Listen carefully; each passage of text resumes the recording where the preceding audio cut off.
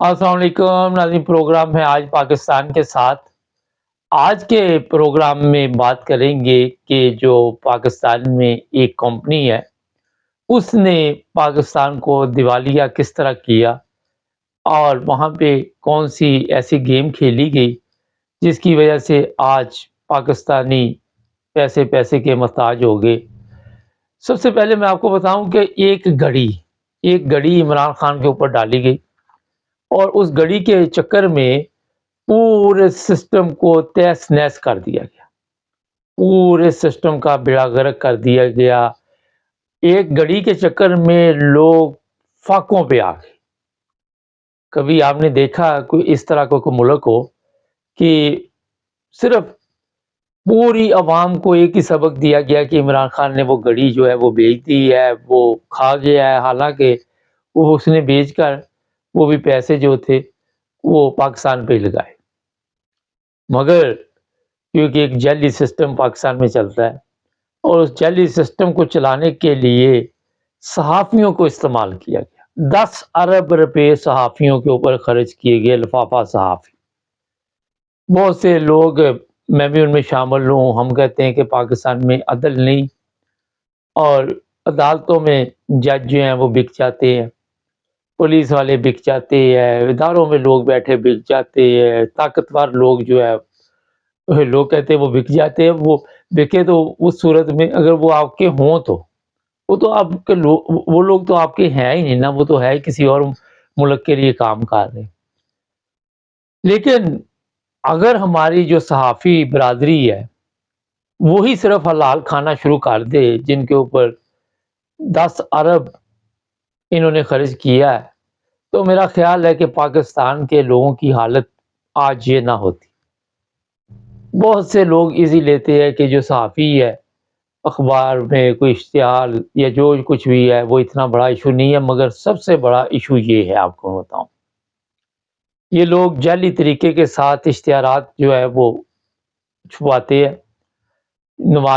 شہباز شریف کے دور میں کتنے اشتہارات چھپے، مکمل جعلی تھے۔ جس طرح ان کی گورنمنٹ جعلی تھی، جس طرح کمپنی آپ کے علم میں ہے کہ ان کو پوری مدد دے رہی تھی، اور پھر وہاں پہ کمپنی نے یہ نہیں سوچا کہ یہ پیسہ اگر عوام کے اوپر خرچ کیا جائے، غریب لوگوں کو دیا جائے، کہ ان کو کاروبار کرایا جائے۔ کبھی کسی نے یہ چیز نہیں سوچی، کبھی کسی نے اس طرف دھیان نہیں دیا کہ غریب لوگوں کے پاس آج کھانے کو کیوں نہیں ہے، کوئی ان کو فرق نہیں پڑا۔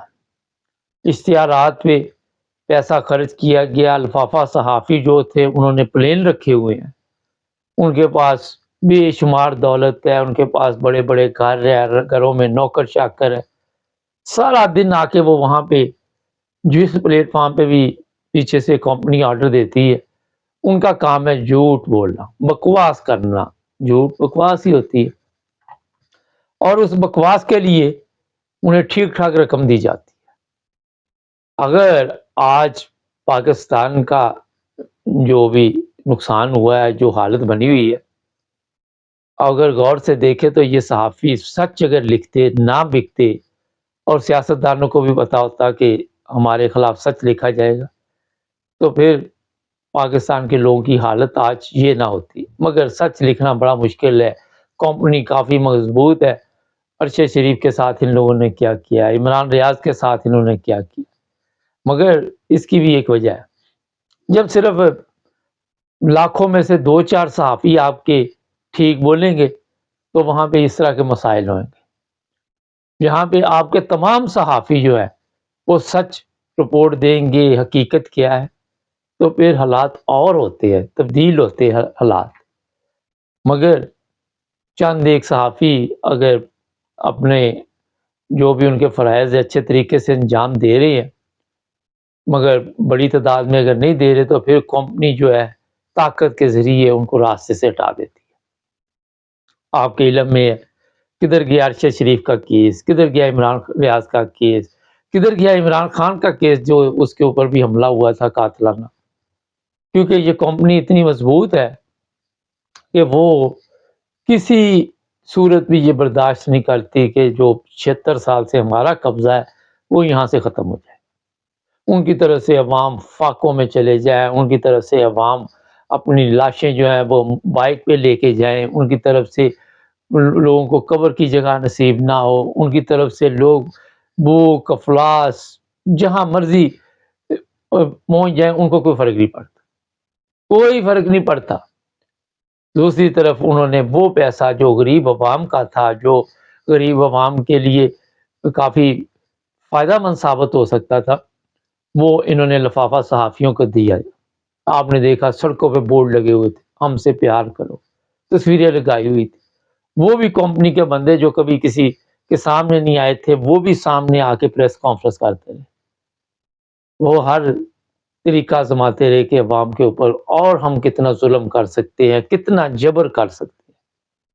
کبھی بھی کسی نہ تو سیاستدان نے، نہ کمپنی نے، طاقتور لوگوں نے عوام کے بارے میں نہیں سوچا۔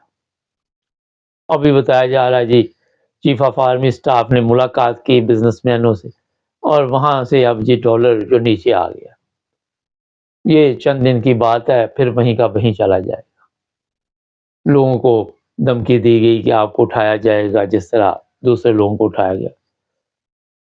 لوگوں نے وہ اس کا حل یہ نکالا ہے کہ بزنس بیچنے شروع کر دیے پاکستان سے۔ وہ کہتے ہیں یہاں سے زندہ کسی طرح باہر نکل جاؤ۔ جن لوگوں کو 2 نمبر زندگی گزارنے کی عادت وہاں پہ پڑی ہوئی ہے، وہ ظاہر ہے 2 نمبر لوگوں کے ساتھ مل کے یہ سب کچھ کرتے ہیں۔ طاقتور لوگوں کے پاس ان کی کمزوریاں ہیں، جس کی وجہ سے یہ طاقتور لوگوں کی کمزوریاں آپ دیکھ لیں۔ جاتی امراء میں ایک خاتون بھی بیٹھی ہوئی ہے جو پورے سسٹم کو وہاں سے چلا رہی ہے، اس کے متعلق مختلف خبریں ہمارے پاس پہنچتی رہتی ہیں۔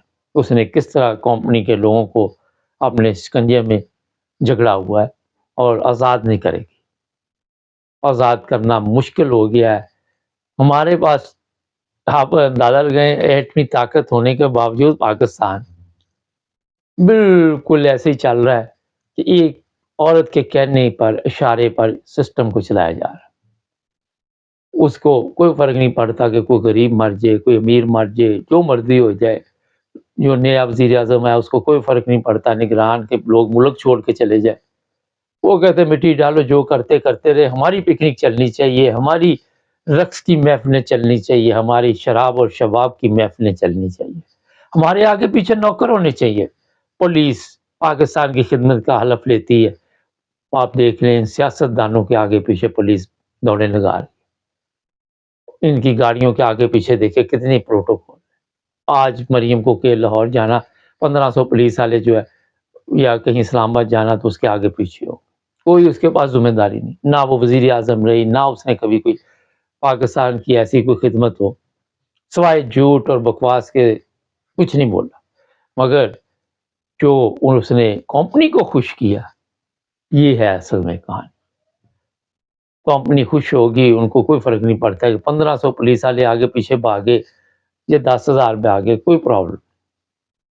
یہ حالت پاکستان کی جو آج آپ دیکھ رہے ہیں، اس میں صحافی برادری نے بڑھ چڑھ کر حصہ لیا، اور لوگوں کو اس حال میں پہنچانے میں انہوں نے بھی کوئی کسر نہیں چھوڑی۔ ڈر اور خوف کے ذریعے، جس طرح قمر جاوید باجوہ 12 ارب لے گیا، صحافی ڈر اور خوف کی وجہ سے انہوں نے کہا پیسہ آ رہا ہے، پکڑو، سچ بولیں گے تو یہ ہمیں اٹھا کے لے جائیں گے۔ جو کچھ چند صحافی سچ بولتے تھے وہ پاکستان میں اس وقت نہیں ہے، وہ ملک چھوڑ کے کسی دوسرے ملک میں جا چکے ہیں، اور وہاں بھی انہیں پریشان کیا جاتا۔